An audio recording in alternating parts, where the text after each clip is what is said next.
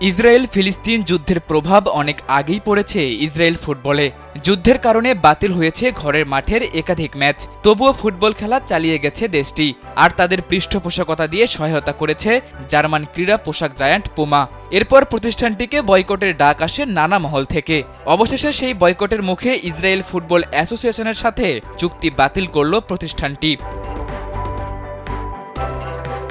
ইসরায়েলকে ফিলিস্তিনি ভূমি দখলের অবসান ঘটাতে বয়কট, ডাইভেস্টমেন্ট এবং নিষেধাজ্ঞার মাধ্যমে চাপ দিতে থাকা সংগঠন বিডিএস চুক্তি বাতিলের খবরটি নিশ্চিত করেছে। প্রতিষ্ঠানটির সিদ্ধান্তকে স্বাগত জানিয়ে বিডিএস মুভমেন্ট বলেছে, পুমা আগামী ৩১ ডিসেম্বর ২০২৪-এ ইসরায়েল ফুটবল অ্যাসোসিয়েশনের সাথে তাদের স্পন্সরশিপ শেষ করবে।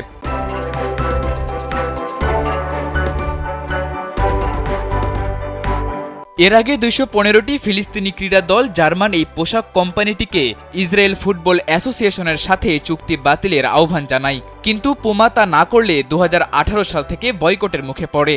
সবশেষ ২০২৩ সালে চুক্তি বাতিলের কথা থাকলেও তা কার্যকর হচ্ছে ২০২৪ সালের ৩১ ডিসেম্বর থেকে। নিজেদের কর্মীদের দ্বারা চলাকালীন এই বয়কটের সময় নানা জটিলতায় পড়েছে প্রতিষ্ঠানটি।